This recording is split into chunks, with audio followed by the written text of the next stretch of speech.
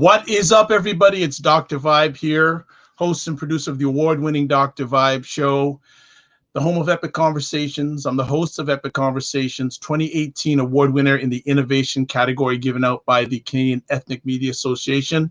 And you can also catch me on many different platforms. And also once a month, I host and co-produce online conversations for fathers that are co-sponsored by Dad Central and Dove Men Care. It has been a challenging time for many of us, many of our brothers and sisters, especially in North America. Recent killing of many Black men and many Black women has been amplified. There are protests going on in the streets, not only in America, but also in this country. And back on Friday, Sophia Jacob from Ottawa reached out and said, Dr. Vibe, I'm hurting. We need to have a conversation about this. Let's have a conversation about this. I said, let's do what we can and let's make it happen. So big shout out goes to Sophia and also Richard Sharp from Ottawa. Today, we're hosting this live epic event and we're going to have a great conversation today. We have some friends with us. The title of our conversation is Enough is Enough. What can be done to stop the killing of Black men and women by the police in North America? And do note, this is an international open conversation that's being watched by many people around the world. I know people in Canada, United States, England, and parts in between and outside of that are watching it. What I'm going to do is introduce each one of our friends for this great conversation. First up, we have Lesline McEwan. Lesline is a registered psychotherapist with the College of Registered Psychotherapists of Ontario. She did her graduate degree, a master's in individual counseling at St. Paul University and the University of Ottawa, and her undergraduate degree, BA, with a double major in psychology and religion at Carleton University. Lesline is a member of the Ontario Association of Mental Health Professionals. She is a workshop, seminar facilitator, and presenter.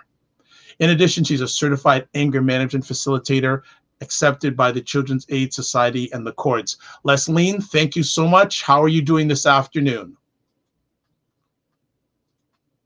Okay, you're just taking, you're on mute? Yeah, thank you. You're very welcome. Next up, this is a lady I've wanted to meet for a long time, and I guess obviously with COVID-19, I'm only going to get a chance to do the digital stuff right now, but I'm speaking one day we'll meet face to face. Elle Jones is a poet, professor, community advocate, journalist, and prison abolitionist from Halifax, Nova Scotia. She was the 5th Port Laureate of Halifax and the 15th Nancy's Chair in Women's Studies at Mount St. Vincent University. She's a co-founder of the Black Power Hour, a radio show collective with prisoners on CKDU 88.1. Elle was a 2016 recipient of the Burnley Rocky Jones Human Rights Award from the Nova Scotia Human Rights Commission. Her book of poetry and essays about state violence, Canada is So Polite, will be released in the winter from Gaspereau Press. So welcome for the first time with all of us, many of us. Elle Jones, how are we? I'm good. Thank you so much for having me. Absolutely, my pleasure. Next up, this is a gentleman. He lives in Ottawa, but it sounds like we know each other much too well, and he's a little bit of a media star these days. Warren Clarke is a doctoral candidate in sociology with a specialization in political economy at Carleton University and the founder of the Barbershop Talk, Black Men and Misconceptions, and the Afro-Caribbean Mentorship Program, ACMP. His broad research interests are tied to youth culture, social citizenship, neoliberalism, gentrification, race and ethnicity, anti-colonialism, and masculinity. His dissertation focuses on how first and generation young Canadian, African, and Caribbean Black ACB men experience youth employment training programs in Ontario and Quebec. He has dedicated his academic and professional career in helping Afro and Caribbean Black youth overcome barriers within the likes of schools and the Ontario judicial system, which has inspired his work and research. Welcome, Mr. Warren Clarke. How we doing? I'm very well. Thanks for having me. Appreciate you. My pleasure. Appreciate you back. And finally, but not lastly, César Ndema-Moussa. Few things that he's done during his journey: Eastern Director of Equity, Diversity, and Inclusivity, Child Welfare. He's an equality expert on the City of Ottawa Police Community Equity Council and co-chair of the Anti-Racism Subcommittee, educator conferencier on racism and discriminations in society to students, teachers, leadership trainer to senior leaders, president of Roots and Culture Canada, a Black advocacy group organization centering on racism, education, and youth crime prevention. Bonjour, César. Hello, Dr. Vibe. Bonjour, Dr. Vibe. Bonjour, ça va? Ça va très bien, merci. Hello, everyone, brothers and sisters. Je suis content d'être avec vous. Glad to be here with you. Excellent. Thanks to have all of you here. And just for everyone who is watching live on Facebook or YouTube, please put your questions and comments in the comment section. All our friends will be able to either respond or comment to them, comment on them in real time. And if we have a lot of questions, we will try to answer them as much as we can. And if we can't, maybe we have to do a part 2. Just asking. So my first question to the panel, in regards to the video of last week, which some of us have seen too many times, what was your first reaction when you viewed the George Floyd video? Who would like to take that first? I'll go first. Let's our ladies go first. Please. Yeah. My first reaction was shock and disbelief. You know, I was numb for a while there. I cried because I couldn't believe I was seeing this happening in real life. It's not new, but I actually saw somebody being killed. And this was quite traumatic for me, as I'm sure it was for a lot of other people. You know, our nervous system is an electrical system. And when it gets overloaded, it shuts down. And we were bombarded with that type of violence and cruelty. And it just really hit home. And I grieve for myself. I grieved for my community. I grieve for my sons. I grieve for my grandsons. But it just left me in shock and disbelief. Yeah. Okay. Who would like to? Warren, I think you wanted to share some too. Yeah, and Lesline, thanks for being vulnerable. You're appreciated.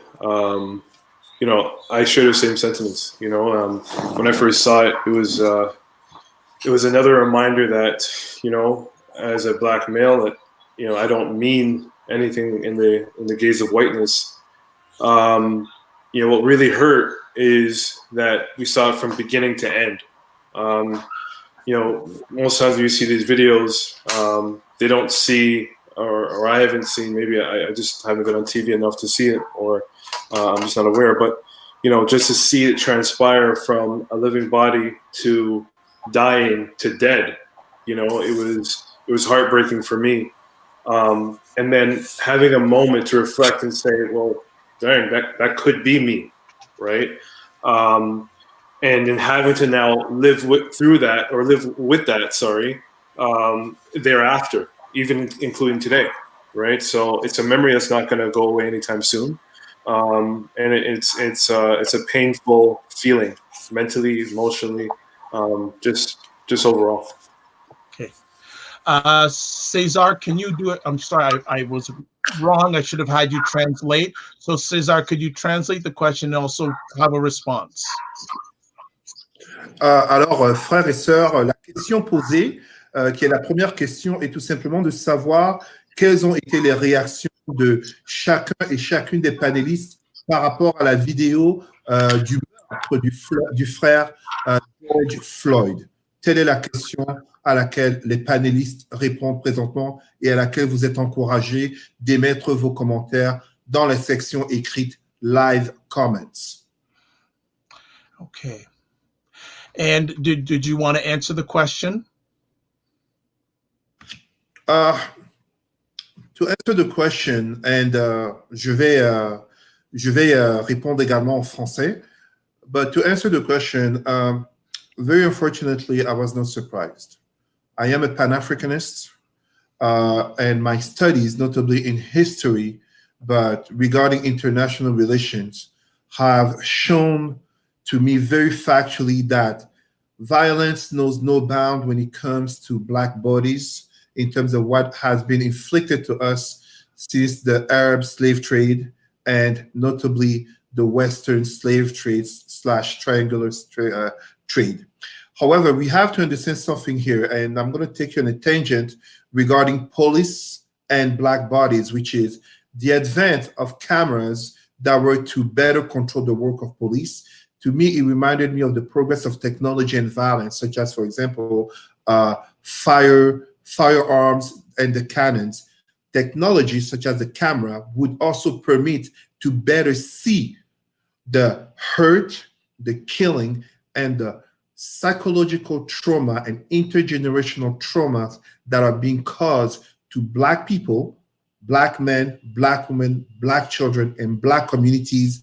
And where it would happen in one place with technology, you would basically have an interconnection of Black communities worldwide being able to see this is what's happening to us, this is what's being done to us, and you can no longer pretend it was either just a police misbehavior, a police action, or just a matter of training, because we have to stop this lie of always imputing it to training or to mental health, because we don't see Black cops behaving such towards white citizens, and this was an outright and deliberate murder. We have to dare call things as they are and stop this politely correct language, because if our heroes, Malcolm X and Martin Luther King, just as Patrice Lumumba and Marcus Garvey, Thomas Sankara, were to come back to life today, they would be so shocked, or maybe not shocked, to see that it was just like back in the 60s, just as back in the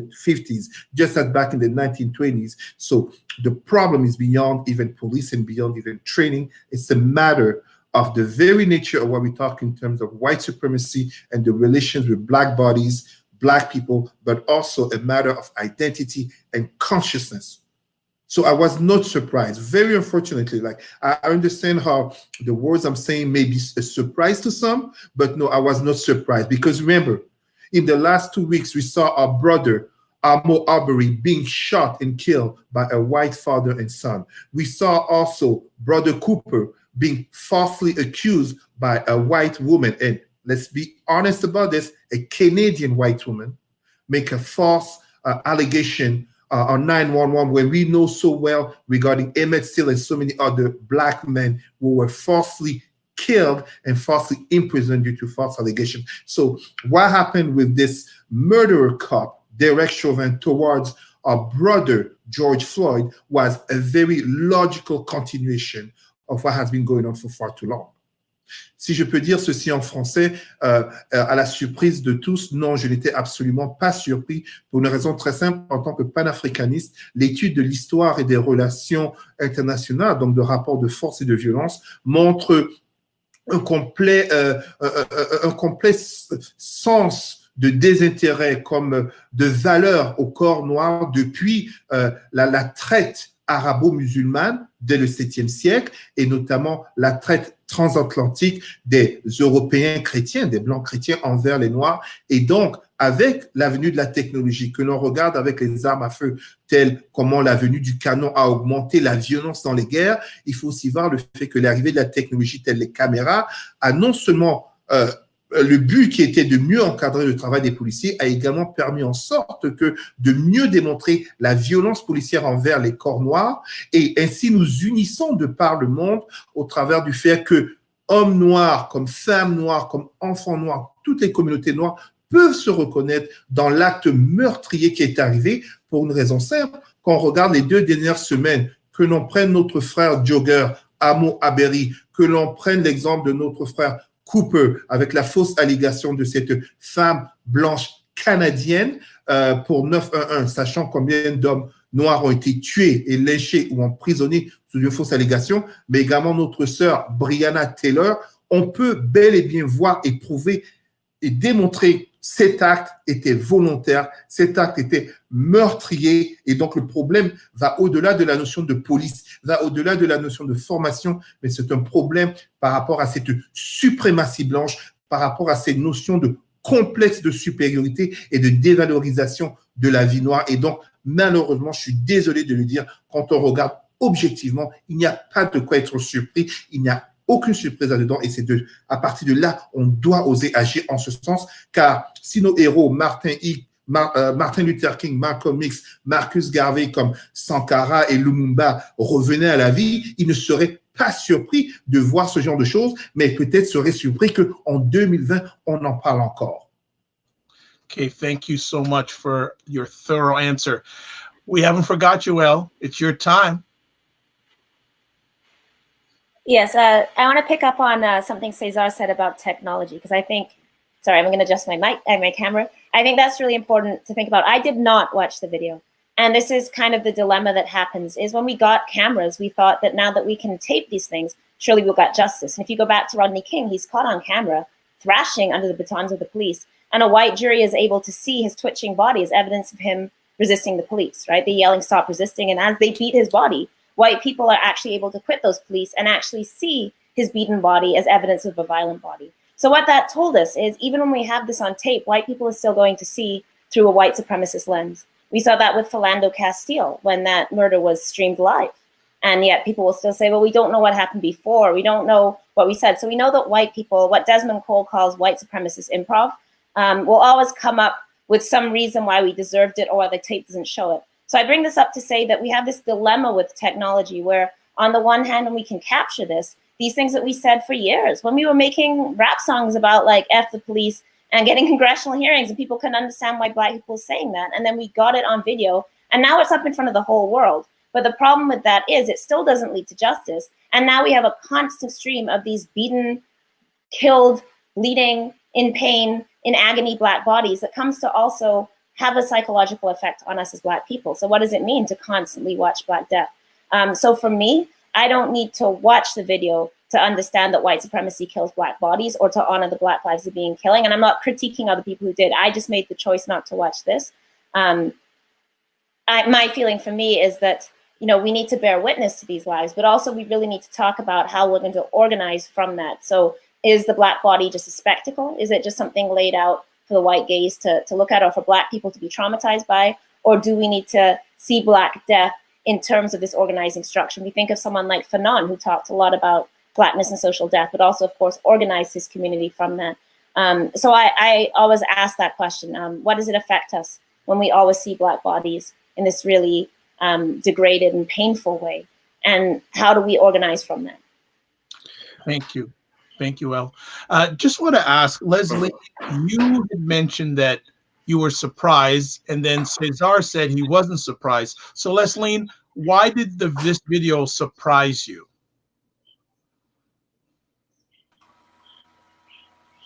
I was not surprised. I was just shocked. I've never seen anybody dying before, and especially in such a horrible way. Elle said she didn't watch the video. I didn't watch it to the end because I couldn't. But I was not surprised. I just was shocked to see that happening in my eyes. I mean, we've dealt with this over the years, you know. It's been going on a long time, and I don't see it anytime soon. So it wasn't a surprise, but I was shocked. Okay. Excellent. Okay, no problem. I just want to bring up another. Actually, Elle brought up something interesting about the whole area of social media and the impact that social media has had to amplify these killings. What is everyone's thoughts on the role that social media, these things that we call smartphones, are having on this situation, good, bad, or ugly? Who would like to go at that first? Go ahead, Warren. Yeah, thank you. And I think what we have to acknowledge as well is that right now we're living in an era through a pandemic, and we've seen social media play out these senseless killings before. And yes, there's been protests, but we've never seen a protest like this in a very long time, mind you, to this extent. And I think because there's a lot of people at home, there's a lot of people have access or have time, I should say, to view this online or view this, on their smartphone or whatnot. It's encouraging different emotions now, because your mind's not occupied from your typical day-to-day routine. You're at home most of the time, or maybe all the time, because of the COVID pandemic, and now it's hitting a little bit harder. So social media has a definitely impact on how people are viewing it, but I think we definitely need to take into consideration that this pandemic has heightened everybody's emotions in different ways. But to answer the question more head on, social media could only do so much. I think we need to acknowledge that we live in a white settler colonized nation state. So regardless if we have social media or not, it's still, we still live through that white gaze and that the whiteness. And regardless of, if it's social media, if it's just radio, if it's newspapers, the narrative is still controlled by whiteness, and we need to acknowledge that. And something I mentioned, yesterday when I was speaking, with another reporter, one of the many, we need to, acknowledge that these policies and these ways of, capitalism is all created through whiteness. You know what I mean? So no matter what we do or how we view this information, that white settler gaze has something to do with how we respond.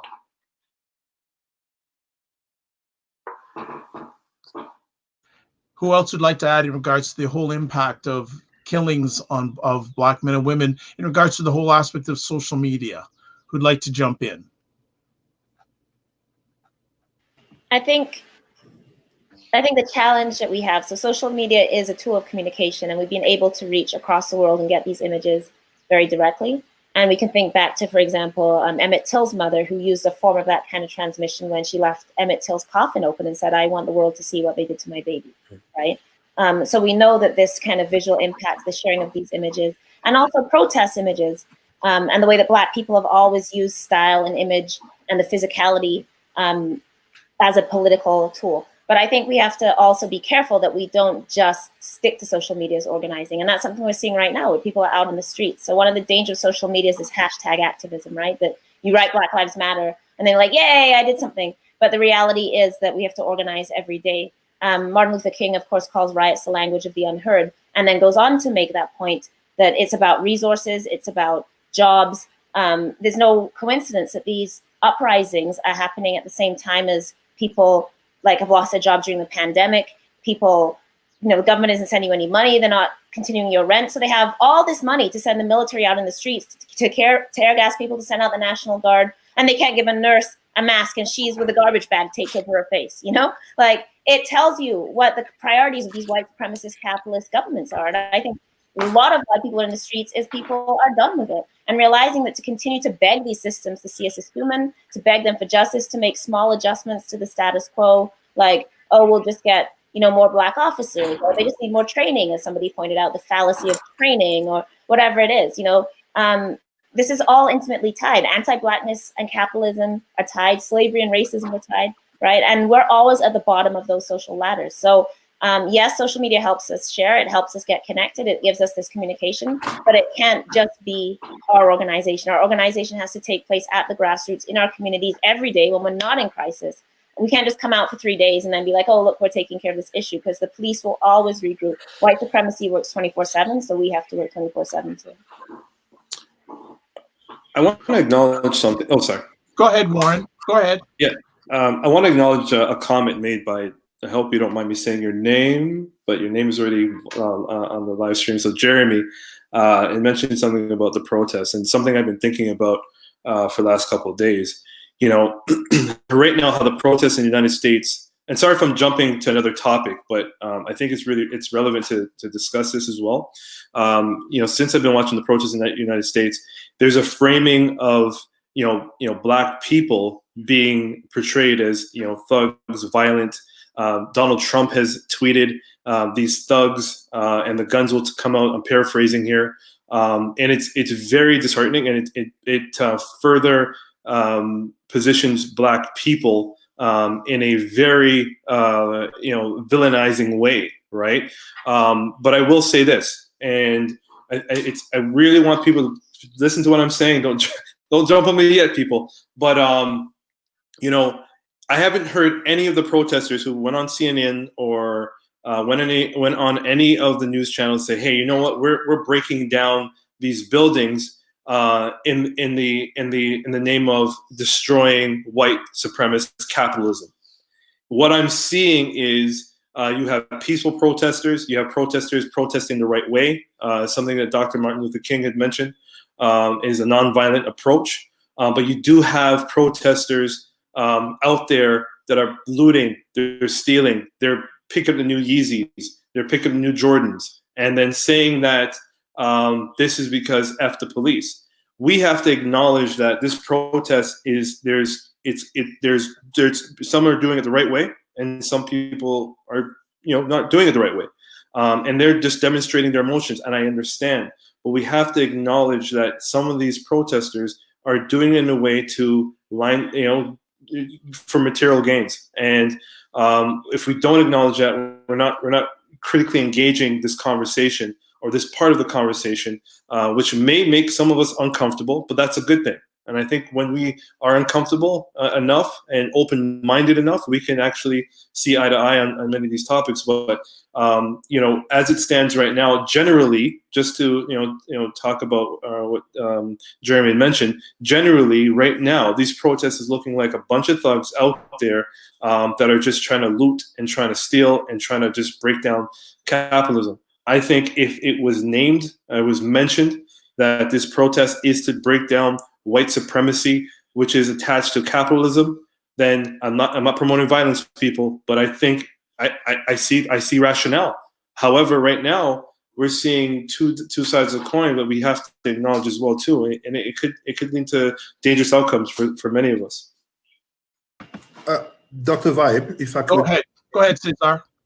Donc, d'abord, frères et sœurs, la question posée par Dr. Vibe est quant à savoir ce que nous pensons du rôle des médias sociaux par rapport aux manifestations.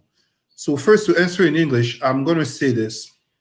Social media, as we're seeing Facebook, Twitter, whichever, Instagram, are the latest methods of communication in relation to technology. Allow me to understand, to explain it properly, that if you look at, for example, since the invention of the printing press with Gutenberg, apparently, when you look at it, very honestly, the 17th century was marked by England having social and civil wars that led to the advent of democracy, and there were violence, rioting, and looting. White people, especially white intellectuals and historians, will not say it when contrasting with Black people protesting and rioting and looting. And in brackets, in Minneapolis, a lot of the people rioting and looting are white, just as in all of the cities. In the 18th century, whether you talk about the 1776 revolt that led to the creation of the United States from Britain, there were rioting, there were looting, there were fires being set. The mainstream media are not going to mention that when they're going to contrast with Blacks protesting for justice and rioting and looting occurs, and there are whites who are also participating in that. In the 19th century, you look at 1848, the year of revolutions all over countries of Europe. They were rioting, looting, and protests. And in the 20th century, you look at, for example, the counterculture, you look at the anti-war movement, there were rioting and looting that led to social advances, social issues advances, and there were also whites who were rioting and looting. The mainstream media are not going to mention that. So when we look at the fact of social media is technology. It is for whatever one sees the purposes in it, but it is a step forward. A step forward, why? Those who are rioting and looting, and it's being recorded, I'm sorry. People don't just get up and decide to go burn down the Starbucks, the Tim Hortons, or the mom and pop shop down the street. There are socioeconomical factors, as Brother Warren was just mentioning. White supremacy goes along with capitalism, which is a result of the Western slave trade of Blacks. We have to mention this. We have to dare having the real conversations. And if these Western/mainstream media want to be honest and have the real conversations, they're going to bring the real Black intellectuals who will dare to call things as they are, instead of always making sure they have the cookie cutter black people who are going to say they're for the protest, but don't you dare be violent because it makes everyone look bad. No, it doesn't make me look bad because someone decides to riot and loot. Those businesses being looted have insurance. What is the black people insurance regarding when a white cop murders one of their own? There's no insurance that will bring back Floyd George, that will bring back Sandra Bland, that will bring back Trayvon Martin or Tamir Rice or Amadou Diallo or Adama Traoré in France. I can go with so many names, I will get tired. So we have to be aware of that. En français, ce que je viens de dire est tout simplement que les réseaux sociaux ne sont que le dernier modèle de technologie depuis l'invention de l'imprimerie par Gutenberg. Et quand on regarde l'évolution des révoltes et des révolutions, on voit autant au XVIIe siècle les guerres civiles qui ont permis la venue de la démocratie en Angleterre, au XVIIIe siècle, 1776 aux États-Unis, il y avait de la violence, il y avait des vols et des émeutes, tout comme en France, 1789 avec la Révolution française, et au 19e siècle, 1848, où on voit bel et bien dans l'été des révoltes à travers l'Europe, il y avait de la violence, il y avait des émeutes, il y avait des vols. Et au XXe siècle, avec la contre-culture et notamment le langage comme instrument du pouvoir, il y avait de la violence et des révoltes. Et dans tous ces cas, il y avait des Blancs qui étaient impliqués, mais on contraste toujours cela avec des Noirs qui manifestent pour la justice. Et là où il y a du vol, de la violence et du feu, on n'ose pas avoir des Noirs intellectuels pour dire les choses telles que sont, parce que les médias populaires ne vont pas oser faire ce contraste véritable et dénoncer cette hypocrisie des pouvoirs blancs. Pourquoi? Parce que le capitalisme n'est rien de plus que le bras armé, le bras financier de la suprématie blanche, le capitalisme qui est né de la traite des Noirs, de l'esclavage transatlantique. Voilà. All right. We're going to take a timeout for our panel because the comments are flying like crazy in the comment section. So I'm just going to pull out a few of them, and it's because of my head, not my heart. But I'm just going to pull out some of the comments and plus give our panelists a little bit of a timeout halfway break. Robin says, the book, The Age of Surveillance, Capitalism, explains how Google and Facebook's biz models mean they make more money off videos like the George Floyd murder, as they lead to more engagement. Charlie says the smartphones are allowing for us to see it visually. Often police change the narrative of the story and it becomes he said, she said. With the video footage, you can't change what your eyes see. Jeremy saying, great perspective, Warren, on the gaze of whiteness. Robin DiAngelo goes into the aspect of power and whiteness in her book, White Fragility, which is a very good book. Christina saying, I'm worried this will be a story for the moment and people will just move on. I wonder what else can be done with regards to policy change. We're going to certainly address that before we finish our conversation today. Henri, hail up Henri from California.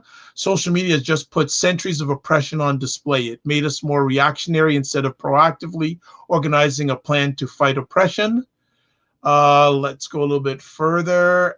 Ava Taylor says they are not protesters, they are agents. I think it's important to stop associating them with protests. Cian has a question. Okay, I'll take that question before we end up, Cian. Jeremy says again, CNN and mainstream media will not interview intellectuals who are out here doing the right thing. It is in the interest of CNN to show the bad. They are paid off entertainment, not actual news. Robin says history shows that if folks weren't burning the blank down and looting, nothing concrete would happen. Remember, Nelson Mandela started blowing things up. So Henri is saying, be careful. There are more white protesters who are looting than blacks. Don't let media outlets fool you. So then we'll stop the halfway break. Kiana says, I would like more elaboration, Mr. Clarke, with regards to your last point about the two sides to the protests. Warren, do you want to go a little bit deeper on that?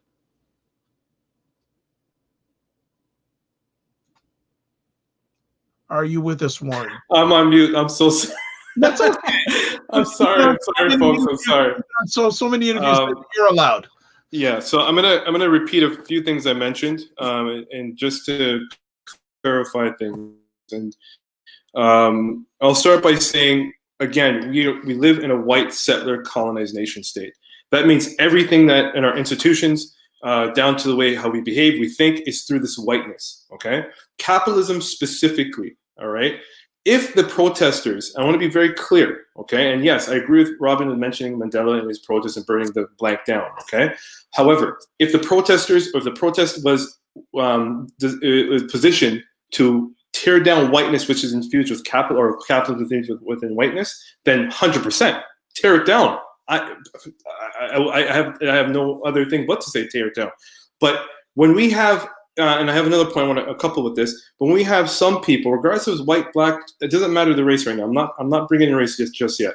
But when we have people stealing things or looting things for material gains and then saying F the police, we need to question that. We need to say, okay, well, what is the motive behind this? All right. The one thing I would like to mention as well is that we need to do, and this is going to be this. I want people to please pay attention to what I'm saying. We need to do a better job in mentoring and to educating our young people. We haven't done a great job in doing that in many spaces. Okay, we have an opportunity to do that right now. We have an opportunity to continue to educate and mentor our young people better, so they can be better than us and get into universities and get into policy change. That's what's going to start helping shift things to some degree, not shift it in its totality, but it's going to shift things to some degree. Now, back to, I tried to send a message to the live comments, but I sent a message to the private chat. I'm hoping maybe Dr. Vibe, you can share that with folks. But there's one video I'm trusting people will see that when I view this video, the reporter was asking one of the looters, like, why are you breaking into the store? Why are you doing it? And they were saying, yeah, the new Yeezys, the new Jordans, I got them, F the police. Now, that does not speak for all the protesters. No, it doesn't. However, there are some people out there for a different agenda. Not everybody's out there for the same reason. We are seeing, particularly in Minnesota, there are peaceful protesting happening, protesters out there. We've seen it, regardless of CNN, regardless of wherever, we're seeing it. I've seen it. There's many people who are seeing it. So we need to acknowledge there's two different types of protesting happening here, right? Regardless of the race of the people, there are two different protests we have to acknowledge, okay? Now, the one thing, my last point, the reason why we need to acknowledge this is because we don't want to see another young person dead by the police because they are looting or they're protesting in the not so right way, okay? Because right now, if we're noticing what's happening, police cruisers in New York specifically are running over protesters with their trucks. Literally, it's happening right now, right? So we gotta acknowledge that, like if some protesters are doing it the wrong way, they could be hurt or killed, and we don't want that to happen. We just don't want that to happen. So I say this to say that there's a right way of protesting. And if it's in the way of tearing down capitalism, white settler capitalism, okay, then we need to do that if we're going to change laws, because we can't see another body drop. Like I don't think a few of us can take another situation where a black man or a black woman is killed by the hands of the police. We need to change the system where there's a huge inequality among black people in comparison to white people in North America, right? So we just need to acknowledge these things more concretely before we just say, okay, burn everything down. Can I jump in there? Yes, go ahead, Elle. I do want to challenge some of this language around peaceful versus non-peaceful. First of all, looting is when the government gives trillions of dollars to corporations who lay off their workers and give nothing to workers. That's looting. And we've seen that happen during this pandemic. People are being looted constantly. So the notion that a black person stealing shoes is some kind of national news, if that's happening, but corporations stealing billions and trillions of our dollars is just democracy. I don't buy into that. When people start talking about peaceful protesters, we talk about peaceful police. No one's like, go out there and have a peaceful shift. They're the ones killing people. They're the ones committing violence. So I refuse to append the word not peaceful to any protest I'm doing. Like, oh, I'm holding a peaceful protest. Go ask the police about them being peaceful. Ask them about what happens when they bust into the apartment of people called on mental health calls, like they did in Toronto to Regis Korchinski-Paquette, and she ends up 24 floors down on the ground and they leave her body for 5 hours. And then talk to me about peacefulness. Black people are not the people that are the roots of violence. If Black people want to take some shoes in all of what we're happening after we've endured 500 years of enslavement, centuries of policing, all the resources taken from our communities, I say, F it, take the shoes. I'm not going to like create this division where there's bad Black people and good Black people and bad protesters and good protesters. I never thought I'd see a police station burn in my lifetime, and I'm so grateful I saw that burned to the ground. Now, I'm not saying I'm going to go out and burn a police station, because if we're going to do violence, I don't think it's a moral issue. I think it's a strategic issue. And I think we need to have the discussion around how does this strategically fit into our movement. So yes, do we want young people that are facing long arrest records and jail time? What does that mean? What does it mean if people go out and have charges, and how does it affect their life? And we have to strategically think about what that means for the future of Black people. But in terms of a moral issue, burn it all down.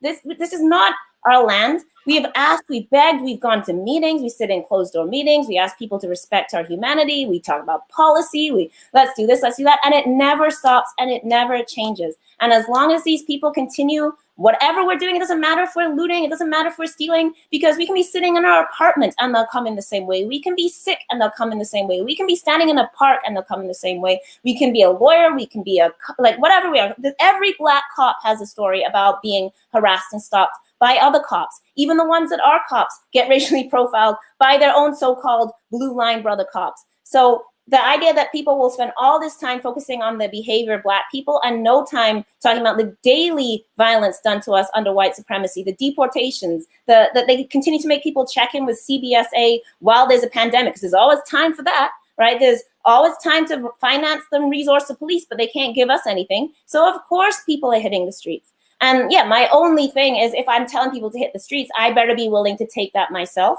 and I better be able to keep people in my circle or the group or my crew safe. But as far as a moral issue, property is not more value than Black lives. And the fact that people are crying more about burnt police stations and ruined banks and Targets or Tim Hortons or whatever it is, one Black life is worth a million of all of those things and more. So I think we have to be really careful about engaging in a discourse that is about, like, what is a bad Black person, what is a good Black person, because that discourse always leaves out the working class Black people, the mass of Black people who actually are suffering the spear wedge of the most oppression, the people in prison, the criminalized, the people with mental health issues, the people living on the street. Those are the people that suffer the brunt of policing and then get hit with this, but you're not the right kind of Black person. Oh, well, she didn't talk right when she was on the media. Oh, the mother of Regis, just what she said, so I can't support her, So we do this thing where we discard all these people who are the Black people that are actually suffering the most. So that's why we have to say all Black lives matter and not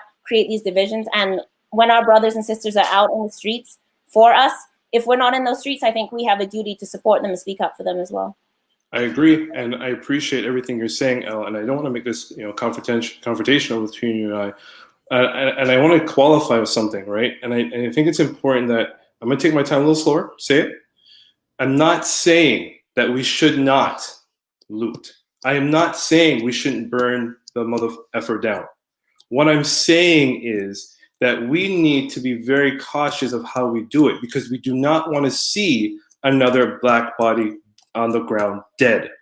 It was very hurtful for me to watch that video, Elle. As you mentioned, you didn't watch it, respectfully, right?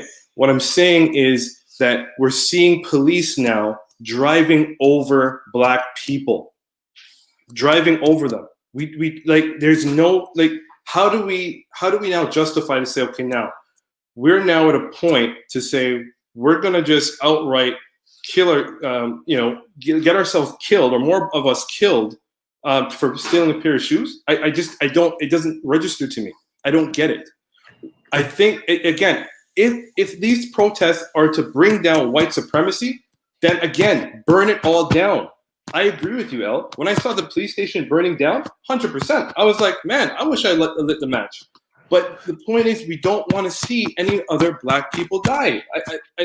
I'll stop it. Can I jump in very quickly? No problem, César. Go ahead. Brothers and sisters, I'm sorry. We can't waste our time regarding this. A protest can easily lead to rioting, and it can lead to looting. Guess what? It's a human thing. It happens in Asia. It happens in Europe over soccer games. It happens in America over hockey games, over a baseball game, whether the team wins or loses. We have to understand something regarding this very system, which is simply that white supremacy doesn't care that you preach a peaceful message like Dr. Martin Luther King, or that you seem radical like Brother Malcolm X. White supremacy does not care. It will kill you purely and simply because you're a black body, unless they pacify you. And this is part of the reason why you see time and again they will make sure to bring so-called faith leaders to tell people to calm down. Yet at the same time, when they have white riotings, they don't question white leadership, they don't question white parents. And to go even further, elections in the United States, Donald Trump, Joe Biden, accusations of sexual harassment. Where's the accountability? Where's the leadership? Where are all the questions that basically are being asked towards black bodies and black people who have been for decades and centuries protesting against the fate of black people in the US, in Canada, in England, in France, in Brazil, all over the Western world, but also in the Middle East, and as we saw with coronavirus, in China? These are the questions that we must dare to address. Because at the end of the day, no, Brother Warren, you are absolutely right. We don't want to see another black person being killed. But this is beyond yet another black person being killed. Because while we're having this conversation, let's be honest, these police forces clearly know the cops that they have will have an emotional tangent, a temper tantrums, who are borderline murderers and will kill by next week or the next 2 weeks. Those are the real questions that we must address. Those are the real issues that must be there at end. Not the fact that one brother or one sister is going to go loot for the latest pair of Jordans or whichever, because that's a different topic that we must have in our community regarding identity and regarding the matter of priorities for the collectivity. Yes, but let us not get fooled by the mainstream media trying to spin the narrative. And for that, I invite you to look at on YouTube the video White Riot, Black Protest, when the narrative gets switched, how it looks very differently. En français, juste pour dire de manière très claire et très simple, la question qui est posée est par rapport aux émeutes et puis les pillages, qui est tout simplement que le système de suprématie blanche se fout que vous soyez pour les démonstrations pacifiques telles Martin Luther King ou que vous soyez radical tel Malcolm X. À la fin de la journée, il vous tuera car vous êtes noir, sauf si vous êtes un de ces noirs qu'ils mettent à l'avant pour pacifier le tout, comme trop de pasteurs, prêtres et imams noirs, alors qu'en fait, eux, ça pille pour des matchs de basket, de hockey, comme de football, et cela arrive en Asie comme partout dans le monde. Et de surcroît, la vraie question, c'est pourquoi ces forces de police gardent des policiers qui ont des dossiers de violence et qui sont prévisibles à causer la mort, notamment de personnes noires comme de personnes autochtones. Là est la vraie question. Et allez sur YouTube pour voir la vidéo White Riot, Black Protest, voir ce qui arrive quand on inverse le narratif par rapport aux manifestations et à l'enjeu racial. Okay. I don't know if Lesline is with us. I know she's having some internet challenges. Lesline, are you with us? Okay, she's not. So what we're going to do is, first of all, there's too many comments for me. It's just like the live comments, which is a good thing because people are on fire. Our three friends that are still with us, can you stay an extra few moments so we can answer some questions from the audience? Yeah. You good? Yeah. Okay. Warren, you're good? I'm good. César, you're good? Always. Good. All right. Fight the power. I love it. Let's go. So let's have a conversation. What are the effects that you're seeing either personally or with any of your friends of the uplift of what's gone, the intensity? What have you seen either within yourself or seen with other friends and colleagues about what's going on? Because I'm just going to bring up a very interesting point that happened today. I did a Facebook Live to promote this conversation, and there's a lady named Serena who's a member of my community in the United States, and she said, not only are our Black men and women getting killed, but our children.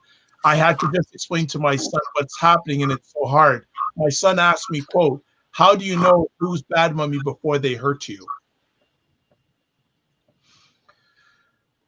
About the police?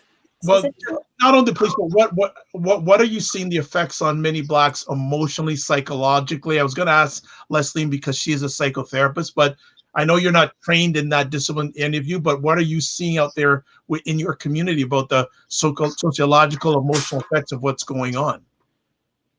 If I can speak, I mean, I think in some ways this is the constant state of Black life. And I mean, this is the point, that this is what Afro-pessimists would say, you know, that this is a constant state of social death to be a Black person. So in some ways it's that accumulated trauma, the post-traumatic slave disorder that we've been experiencing for, you know, 500 plus years of our engagements with, you know, coloniality. So going back to when Lesline said, no, I wasn't surprised, I was shocked. And that distinction it's never new that Black bodies are treated this way. And we live with this constant drumbeat of Black pain and death.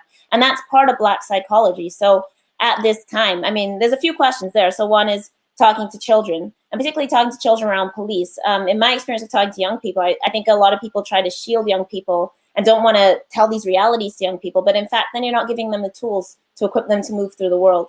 Often I go and talk to junior high students, and the teachers or whoever are so scared talking about racism. And then when you like tell them, yeah, your teachers are actually racist and your school's effed up, like then they actually blossom, because all these things that they've been blaming themselves for not having words for, they actually are relieved to have it named. So I think we shouldn't be scared of being honest with children and telling them stuff like the police are a violent force that's here to terrorize Black communities. And so you may know an individual cop, and it's not that that person's a bad person. We all know good cops, but the point is that cops as an institution exist to harm Black people. They exist to surveil us. They exist to criminalize us. And like we can begin having those conversations with children. I think children have every capacity. They're already seeing what's happening. They're already analyzing it. I'm seeing a lot of questions as well on policy on the side, and I wanted to address that because that's a issue that I'm kind of interested in, which is what I'm calling the policy trap, which is we're often then pushed to come up with policy ideas. So you go engage with the police and they're like, well, what's your policy? And my policy is to abolish you. So I'm not going to give you tips on how to like sustain yourself as an institution with better policy because I want you gone. So I think that's really interesting for Black people, that that dilemma again of, you know, being at the table and we need to produce policy, but does that policy actually get us the goal of liberation? Does saying, oh, well, we want more body cameras for the police, like, does that end police brutality, or do we just see it on camera now and they still get off? You know, training, we know, then they get free training. We can't go to university for free, but the cops can go because they need training to learn to see as human beings. Like 2-year-olds know not to kill people, but cops and stuff. I just don't buy into that. You know, so I don't really believe in this notion that policy should be our engagement. I think our engagement has to be on this grassroots level, and what we have to have in focus is liberation. Angela Davis tells us to shoot high, because when we don't hit that limit, when we don't hit abolition of the prison or abolition of the police, at least those goals we've been working for, we're going to get something. But if we set our goals low and we're like, oh, we can't dare to ask to end deportations. Oh, who can, you know, we can't say that we want the police defunded. Then all we get is closed door meetings that all they do is delay our community injustice. So for me, and I'm not speaking for everybody else, like everybody works differently. Everybody organizes in their own way. We have many lanes and many groups. So I'm not being like dictatorial here and saying people have to think or feel this way. I'm saying for me, the more I work, the less I'm interested in doing system-based work, because I don't see how you can work with men who are in prison, you know, suffering these conditions, not just during COVID, but now, and hear from them every day about how their rights are being violated. I'm just hearing from 3 Black guys being held in solitary confinement 64 days in my local jail. And I have no interest in negotiating with the jail around what justice might look like. We liberate them.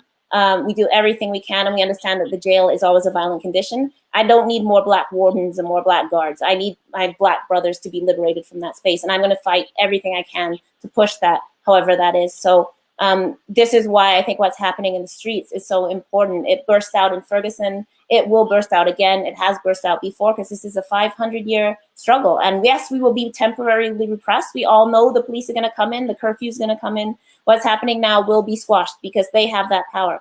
But we have the power that we had in Haiti, where we overthrew all 3 major powers in the world using like tree trunks as fake cannons, right? We have this ability. And so the burning police station symbolizes this idea that the police operate by terror, and this idea that don't bother fighting us because we have this absolute power. And so burning it down, it's not that it's a sustained action, but it showed us like they're human and we can overrun them. And so if we can do that, how else can we organize every day? Sister Lynn's on this chat and a real expert in daily communal organizing. How do you run your meeting in a way that trains people? How do you grow food in your community that sustains people? How do we work for justice together and hold each other accountable? We have to do that work. And then also make sure we're getting out on the streets and getting to every place where government or people in power are and challenge them in force. And that's how we're going to go forward. Like, I believe we will go forward. I don't believe we'll see prisons or police fall in my lifetime, but we will continue. We have to work every day to make that reality. And we can do it in all these ways.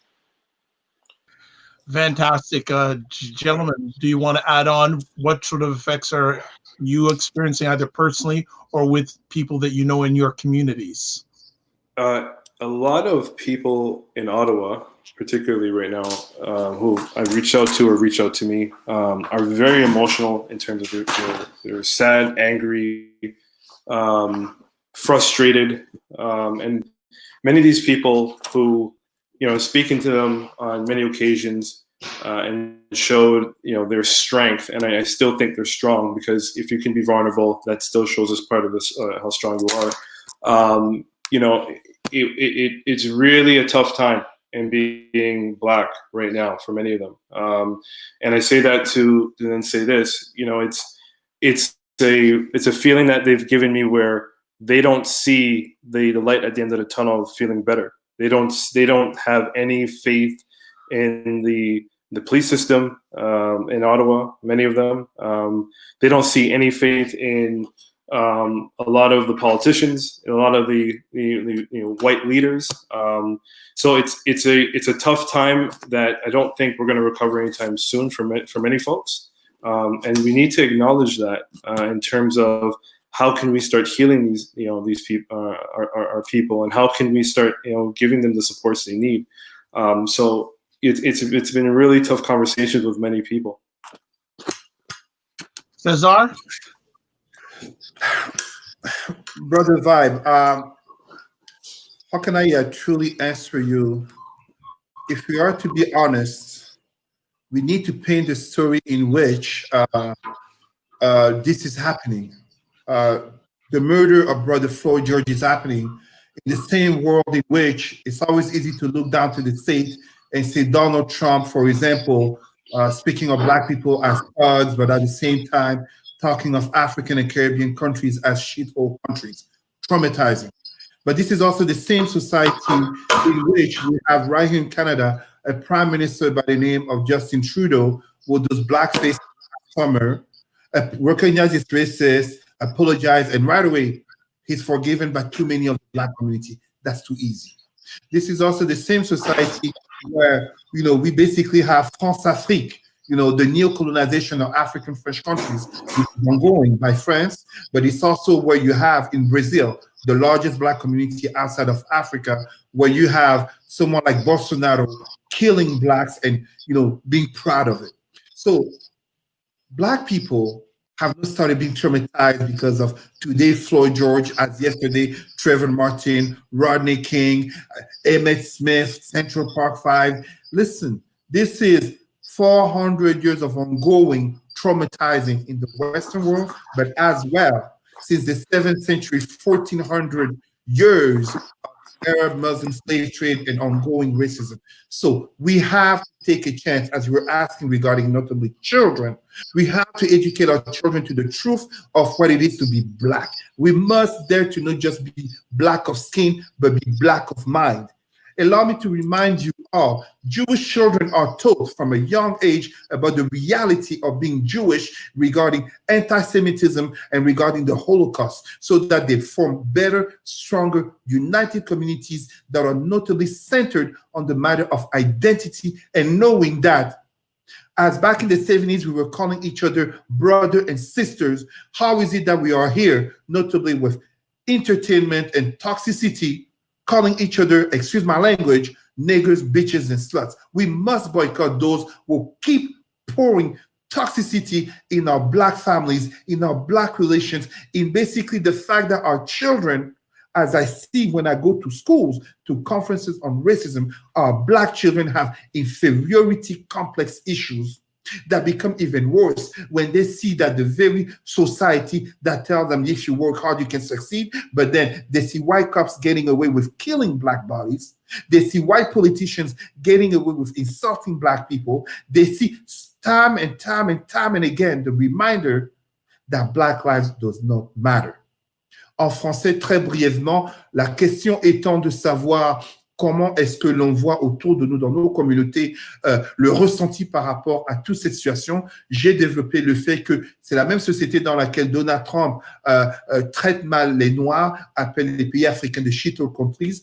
Ici, au Canada, un premier ministre comme Trudeau qui a fait du blackface s'en est excusé et a été trop vite pardonné. Au Brésil, Bolsonaro qui tue les Noirs, comme en France, Macron et la France-Afrique. Et donc, il faut voir qu'il y a un traumatisme perpétuel des Noirs au niveau de l'Occident depuis 400 ans, mais tel dans le monde arabo-musulman depuis 14 siècles. Et donc, toujours cette société qui dit que tu peux y arriver en travaillant fort, mais toujours ce renfermement, ce renforcement du message que la vie noire ne vaut pas grand-chose, notamment quand un policier blanc échappe à la justice pour avoir tué des Noirs.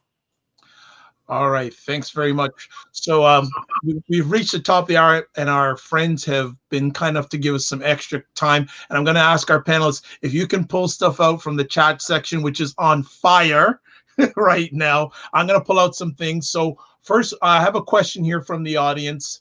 Lynn asks, what should modern day organizing look like and for what results? Said Sister Lynn should be answering that. Can we get an answer from Lynn? I think I'll ask that just because I know Lynn, and then people can jump in. So I've actually learned most of what I know from organizing from Rocky, and then from Lynn, and then from other elders and people around the community. I also see Sylvia, Paris, and Bernadette on this chat. So shout out Nova Scotia, historic Nova Scotia, African Nova Scotians who have been holding it down in this country, so-called country, for hundreds of years as liberated people. So leading the way in liberation, shout out to them. But yeah, so I think what I've learned from Lynn and learned from Rocky. So first of all, I think everybody was very hands-on. When I was very young, Rocky came and really put hands around me, and he would see young people and identify them. So I think we really need to do that work of holding up young people who are organizing, giving them the knowledge and teaching them what it means to organize. I'm very lucky that just by sitting there, I could see these clinics and understand that, like, when you watch Lynn run a meeting, the meeting is organized. She doesn't do it willy-nilly and everyone comes in the room. It's pre-planned. There's hours of planning. She'll put fabric on chairs to make the room look African, So these kind of things our elders know how to do about creating space and how to listen to people and how to deal with opposing viewpoints. And that's organizing work. So we do that work daily. And then when we come into crisis, we have the structure to say, now we're already together. And that's the point of organizing, right? As Stokely called it, organize, organize, organize. It's not the good times. It's you organize in the down times. So when you need that, you've built those structures. And that's something I really, really learned from people, particularly the Black women around me. I think organizing is like making sure the kids in your community have breakfast, and maybe you just give out granola bars from your house. That's building a relationship, and then those kids are coming to your house and you can have these conversations with them about policing or racism in schools. Organizing is taking those calls from prison every day so they know that you will pick up. And then again, like, you're in relation with people and their families. So I think we really have to do that relational work as Black people. And most importantly, we have to listen to our elders. We have a lot of focus on young people, and young people bring the spirit and energy. They bring new ideas. They're the ones that are fearless. They're the ones that will step right to the cops in the streets. But our elders have this broad wisdom of what it means to work in community and what that long-term organizing looks like. And I think a lot of modern organizing, what's dangerous about it is people don't reach back to that. So they think that the protest is a thing in itself. Like, we come out to a protest and we march and we did our thing. And I'm like, the protest is an expression. It's a form of communication and presence. But before that and after that, there's so much stuff that has to go into it. So if we look at Regis Kaczynski, we had we had a protest in Toronto and one here, but is anybody feeding the family? Is anybody making sure that that family doesn't have to sit in that apartment and look at where their daughter died? Have we funded to get them into a hotel? Have we helped them live the day-to-day? And if we're not organizing as community to hold that community close, and the people in her building probably are, right? But then as broader protesters or broader organizers, we always have to think about that. We can't just hold up a case or hold up a moment and get all hype and George Floyd, and then when we all leave, his family's still coping, or whatever it is, this deportation case or this wrongful conviction case, right? So for me, it's like you do the prep, and then when you need it in crisis, you're ready. But so I really, again, I wish Lynn could speak and just jump in, because Lynn is an actual masterclass in organizing on every day, and she knows I honor and respect her to death. But I think it's our elder Black women that have so much of this knowledge and can lead us forward. Gentlemen, you want to add to that? Again, I was talking with my mute button on. I don't know how it turned on that time. Yeah, Al, thank you for that. And I would like to acknowledge Black men too. Black men have knowledge to offer, you know, as much like Black women. And I think, you know, and I mentioned it earlier, not sure if people caught on that or not, but we need to, just maybe echoing a lot of what's been said about young people, we need to, you know, hold ourselves accountable to mentor, educate, and inspire our young people. You know, we need to do that. When we do that, we'll have better outcomes. We'll have more educated, more young people who have a foundation, and more young people will have the opportunity to get themselves, or to make, you know, considering the opportunity exists, to have an opportunity to work in places where they can create change for the younger people coming up after them. Right, so we need to do better in doing that. We need to not only acknowledge our young people coming, we need to appreciate, and we need to acknowledge our young people who are going through, you know, the school systems they're going through right now, and who are, you know, finding tough times. For instance, Ottawa, there's a lot of Black young people just starting out in their undergrad degree and facing tremendous and very uncomfortable anti-Black racism situations, which is going to take them off their, you know, their ways of obtaining that bachelor, just a bachelor. And for those who want to do a master's, if they can't get to a bachelor, it's going to be next to impossible getting a master's degree. So we need to not only, you know, mentor and encourage, but we need to support. We need to show up, and we need to, you know, not just, you know, walk, you know, talk the talk, but we need to walk the walk when it comes to our young people. César, anything you want to add? In order to answer this question, you know, basically you're inquiring in terms of solutions and where we go from here. I need to really state this, which is very important. As a Pan-Africanist, I don't want to say necessarily thank you, but respect to those whites who are standing up, who are protesting in the streets, who are basically, and notably here, I'm going to give a call to the white mothers who are giving birth to mixed children to get more involved in terms of the consciousness and identity of the children, yes. But to answer truly, I have to mention what I call, and that I'm going to develop in my book to come, the three cancers of the Black psyche in terms of entertainment, consumerism, and religion, that basically become central to understand why the process of integration has us walking away from activism and from standing up truly when we say we're Black and proud, beyond the fact of a fiction like Wakanda. And therefore, for us to go into advancing the 5 elements that are necessarily to advance our communities. And please don't think I'm just here talking theoretical work. This is very truthful.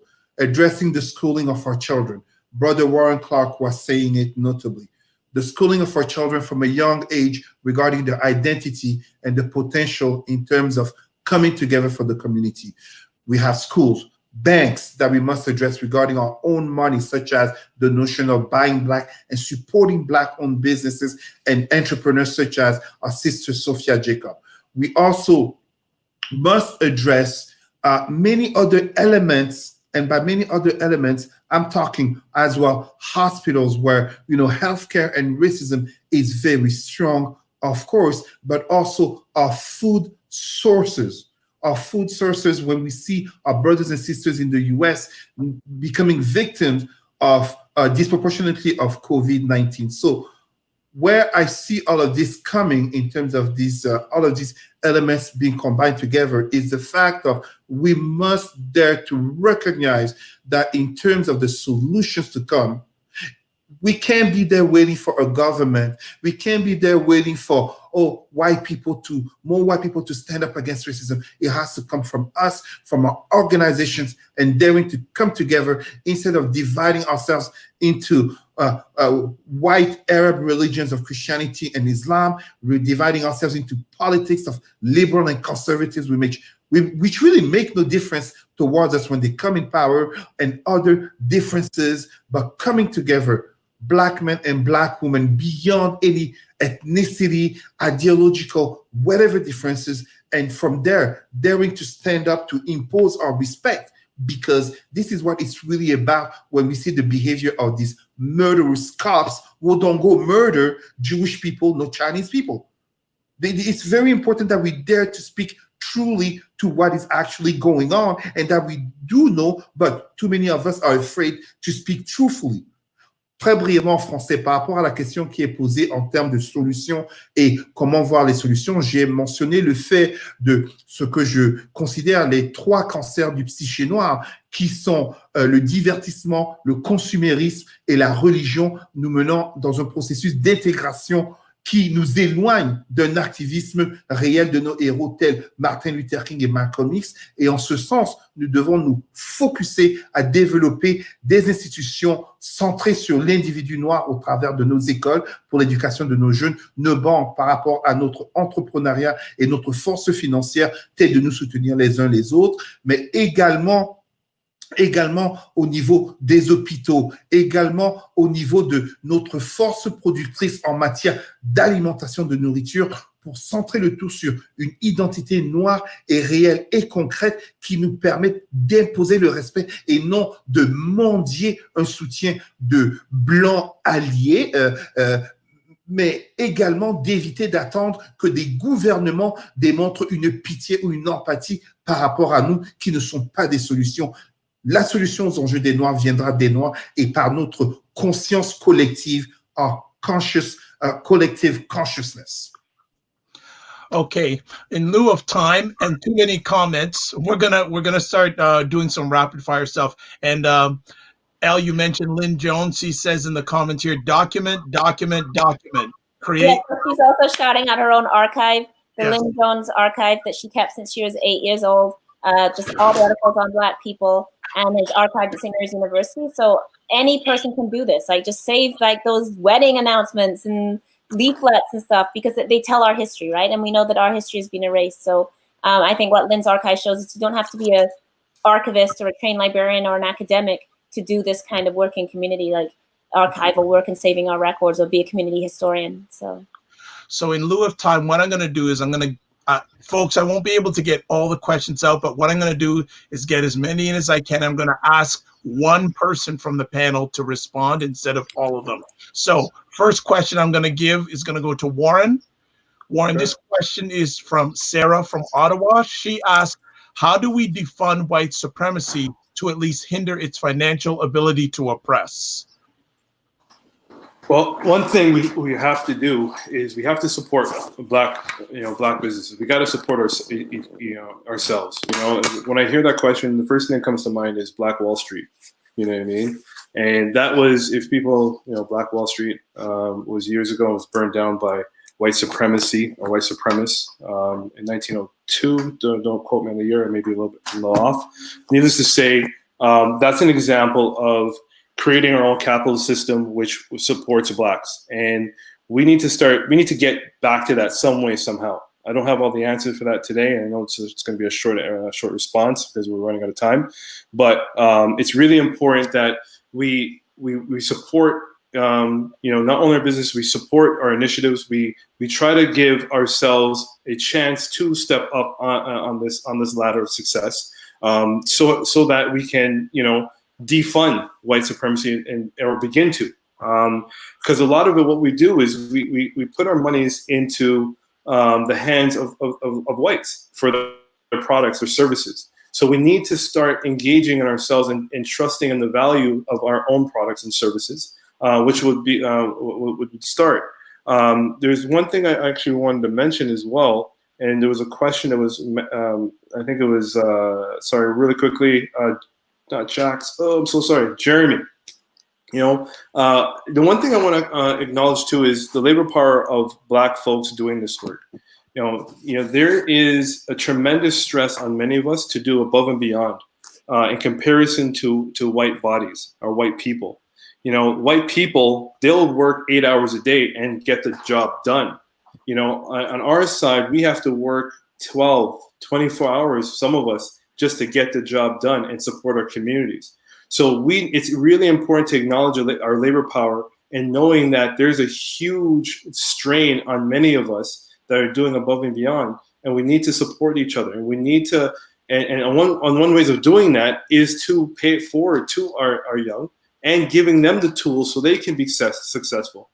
I'm very biased in saying this one thing is that I teach at both the college and the university level, and it's a great experience. However, I'm a little bit biased in trying to push more Black folks, Black youth to university, so they can understand the social, the language, so they can understand, policy, so they can understand different ways of communicating with others in the social world.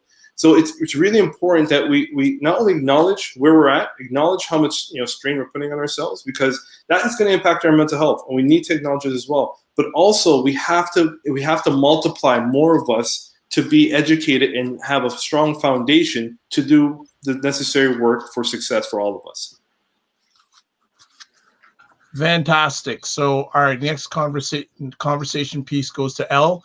How can Black people and their supporters activate policy change?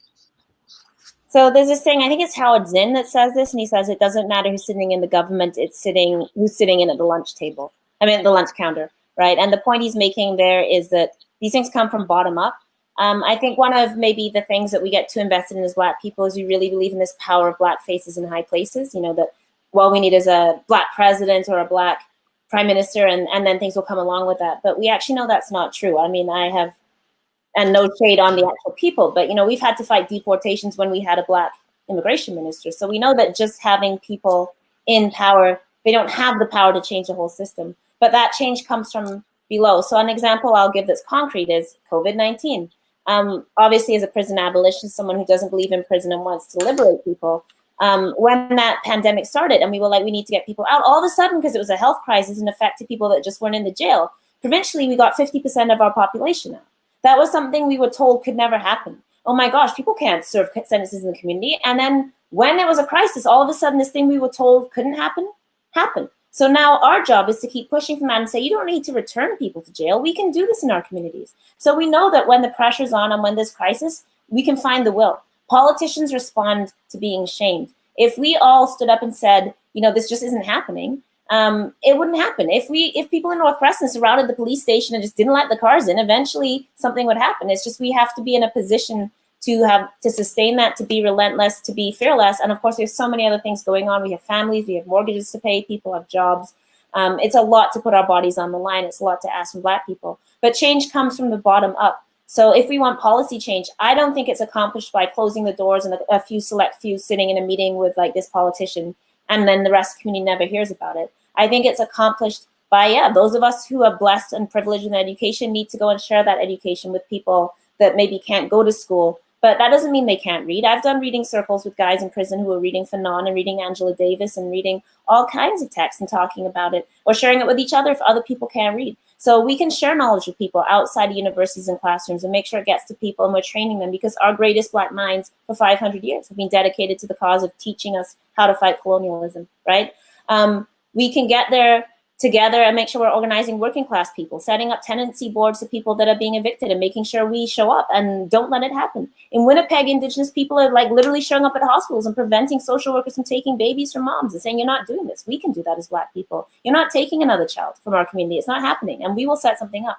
And when we do those things, like the policy has to change, because we will not allow it to be otherwise. So I think the key is, and I know this was rapid fire and I gave a long answer. Sorry, organization is like, you can't get a short answer. But basically, I think we have to, again, organize from the ground up, and that will lead to the policy change, because then people will recognize that the ways they oppress us are unsustainable. We're not accepting being evicted. So you better change a policy that favors landlords, because none of us are having it. And every time you try to evict one of us, you're going to deal with 100 of us or 1,000 of us, and you're going to deal with all of us online. And we're not going to stop. I'm going to show up.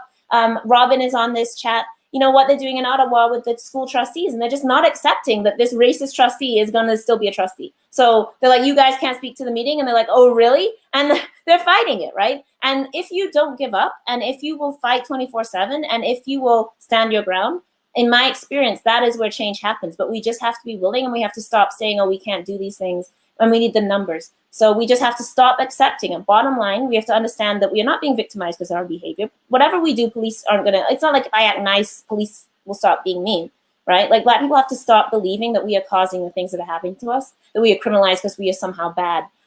These things are white supremacy acting, and we need to start supporting each other as much as we can every day, show up, give presence, and that will change things. So the changes with, I hate to sound neoliberal, like I don't mean the changes with us in this airy way, I mean it in a very concrete way, that every time we see injustice happening in our community, we need to show up and speak up and not give up for each and every one of us, and then it will be unsustainable for them to continue to have to pour resources into suppressing us.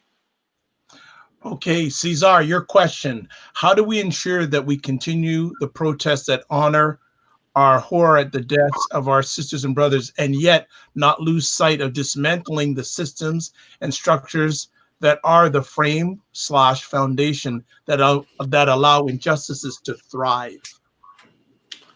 My brother, Dr. Vibe, that's an excellent question. Thanks for giving it to me. I could write a book to answer this question, but I'll make it very short time-wise. Listen, we need to go beyond the notion of protesting and beyond the notion of hashtag protesting. We need to basically address ourselves. I mean, I'm really sorry to say this. I may sound redundant, but truthfully, when we look at the communities that the police is not killing, and I've named them, the Jewish and Chinese communities, what is it that we tend to see? The dollar circulates far longer among them than before it goes out. That's not the case in the Black community. We have a nature of entertainment that basically tends to portray stereotypes among us where Blacks are only celebrated in sports and music. We basically have a people, a Black race that demands to be respected, that demands to be treated as equals, and yet every Friday as every Sunday, we go pray to the religions of our slave, the slave master and the colonized master, thinking they're going to respect us as equals. We become non-credible and incoherent. As such, Wakanda must not just be a fiction, it must be a reality in which we dare, as I was saying earlier, we dare to be Black, not just of skin, but Black of mind. Black of mind in the very same spirit as Brother Martin Luther King was becoming more radical before he got killed. Remember, 1963, I Have a Dream, don't judge by the character, not by the skin color. White people understood that as color blindness. I don't see color. He realized his error. Therefore, 1968, before dying, Black is beautiful, addressing the fact that every Western language and even Arabic are fundamentally racist towards Black people. It is absolutely truthful. And right here in Ontario, 2 years ago, when Premier Ford announced, said that he didn't want to fund anymore the Francophone University, how did the Franco-Ontarians, how did they call it? Jeudi Noir, Black Thursday. This reinforces the notions of our inferiority. Therefore, for us to stand, we must stop begging for an acceptance and an integration. As you see me right now with my traditional Sawa hat of my ethnicity in Cameroon, I give video conferences like this. I give training to public servants like this. I have meetings with police in traditional outfits. I dare to speak that Black truth with the CEO of our organization, your Black community organization, Roots and Culture Canada, CEO Ketsia Peters, will dare to be truthful, and those will know us and will stand with us, such as Sister Sophia Jacob, Brother Richard Sharp, Sister Sarah Onyengo. They know when César is there, César speaks the truth, not because I think I'm all that, or I think I know everything, or I think I'm right, but because if we don't dare to say it, we will say it. This is where the truth becomes important in terms of never losing sight of what we are here to stand, but the system reacts. This is something important Black people have to understand. Whiteness as a construct is a history of violence. I can give you a history of violence of whiteness from ancient Greece, when they said democracy, but all women were slaves to the husband and 50% of the population were just slaves. To ancient Rome with the revolts that they had, to the Middle Ages, and so. This is taught. This is not me making it up.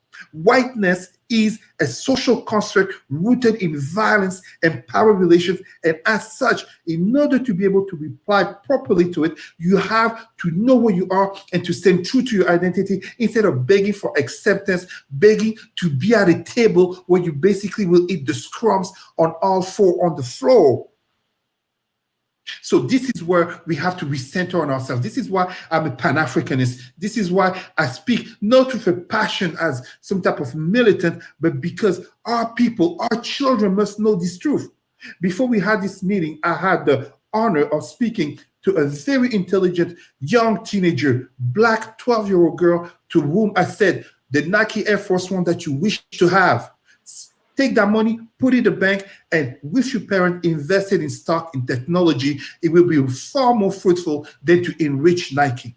These are the conversations we must have to our children, because that 12-year-old girl already had knowledge of her identity, of her roots, and as such, we must create the environment and nurture that environment that will basically make it that this 12-year-old will become that adult who will be a leader in the community, a leader in a family, and basically more and more and more of our children will dare to stand up as equal to white, Jewish, and Asian children in terms of respect me, because if you don't, there will be consequences. This is the truth that we must bring. Très brièvement en français, la question étant par rapport à ce que l'on peut faire par rapport à ceci et comment on peut envisager le futur de sorte à protester, mais toujours garder en focus les priorités. J'ai tout simplement dit le fait que ce n'est pas vraiment une question de protester, mais de se recentrer sur notre identité et en ce sens, oser nous débarrasser de cette prioritisation du divertissement, du consumérisme qui n'est autre qu'un produit du capitalisme et de religion importé, christianisme et islam, qui viennent des maîtres d'esclaves et des colons, alors qu'on veut être traité comme égal, et en ce sens, de se concentrer par rapport à nous-mêmes, à nos identités. Et pour finir, j'ai donné l'exemple d'une fille de 12 ans à qui j'ai dit de ne pas aller gaspiller son petit argent dans des Air Force One et enrichir Nike, mais plutôt avec ses parents, d'investir cela à la banque au niveau de stock en technologie pour le futur. Pourquoi? Car cette jeune fille a déjà une conscience identitaire de ses racines et donc de créer pour nous, adultes, un environnement dans lequel nos jeunes peuvent grandir, se tenir debout, imposer le respect et faire comprendre aux autres que si tu ne me respectes pas, il y aura des conséquences réelles. C'est ainsi que nous allons nous tenir debout et garder le focus sur les priorités. All right. Well, folks, that's it. We could go on for all day. That's it. But I respect everyone's time. But this was out of bounds, folks. I'm going to apologize, and I apologized a few moments ago. There's some questions we couldn't get to, but everyone seemed to be asking for a part 2. So offline, we're going to ask all our participants if they can make some time for a part 2, because it seems that family out there are loving you guys. So the comments are just flying. So what I'm going to ask, you got 1 minute. 1 minute. So we're gonna leave Elle to last this time. I want César, Warren, and then Elle closing comments and how people can contact you. So César, you're first. Very simply, thank you so much for the opportunity, brothers and sisters.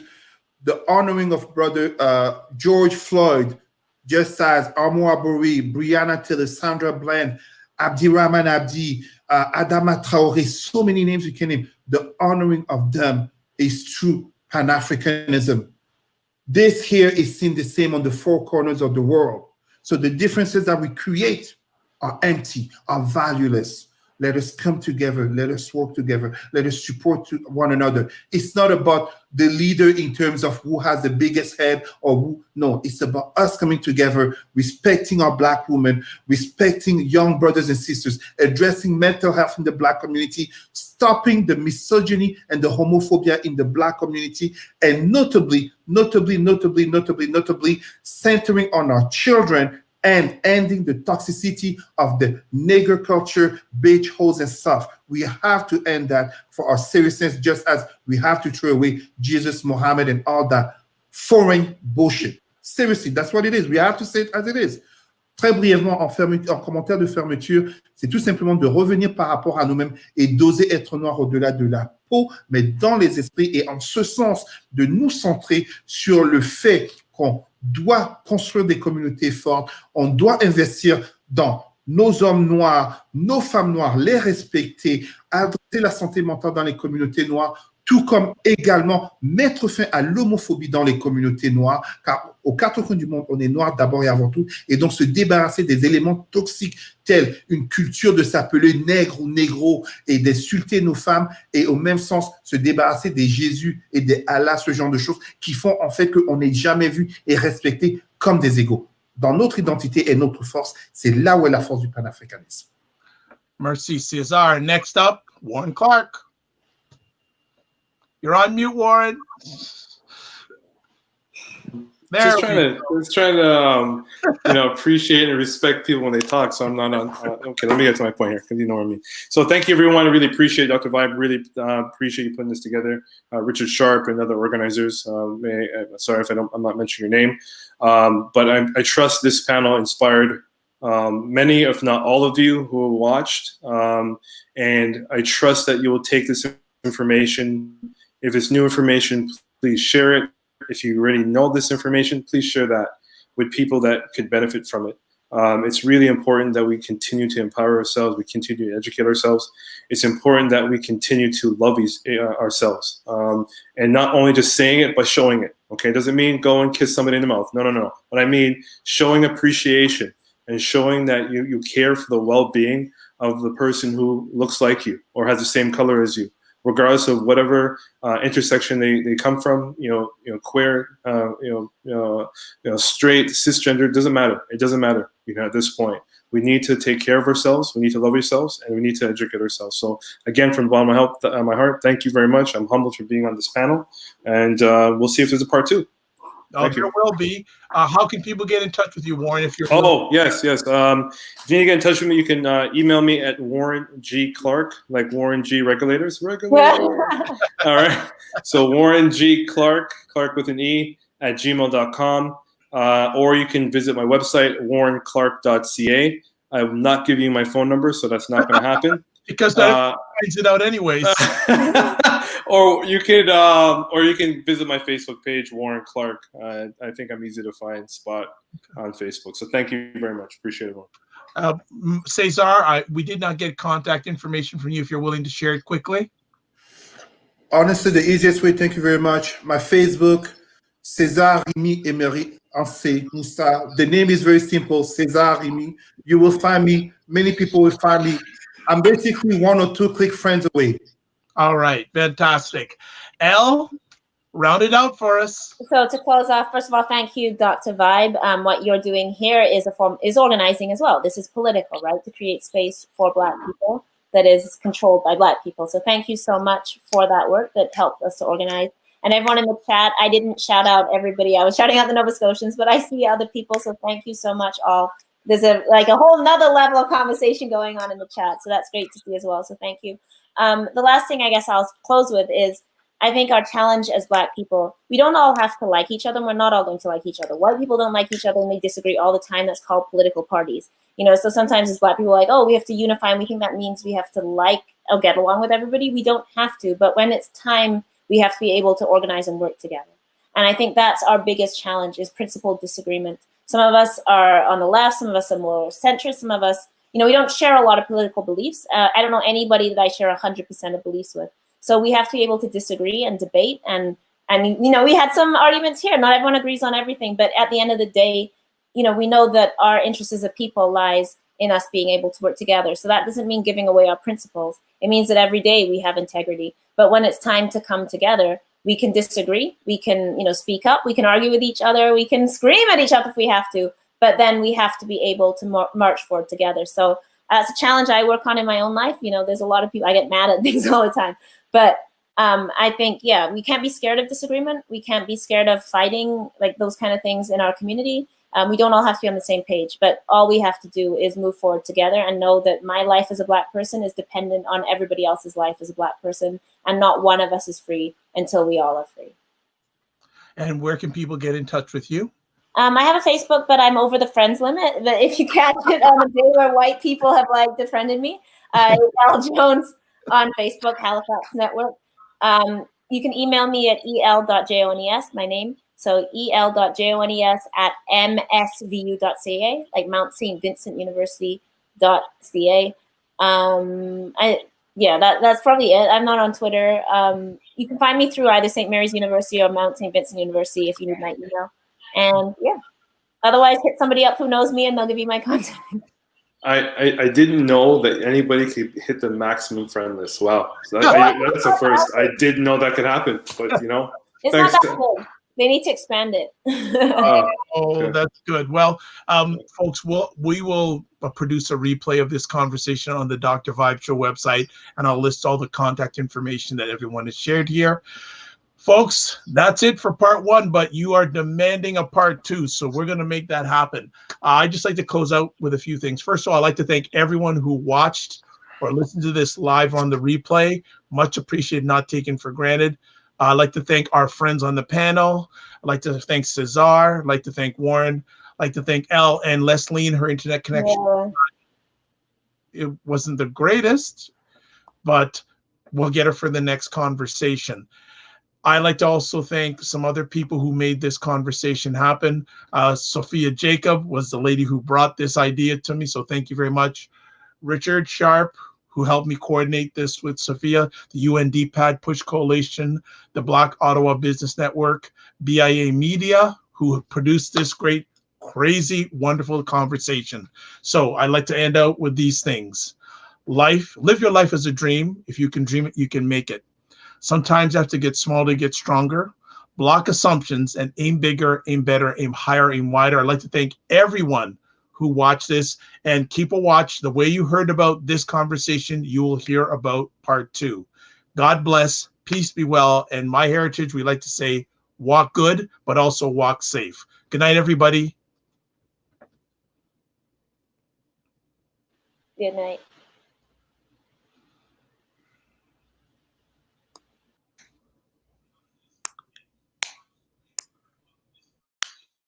Okay,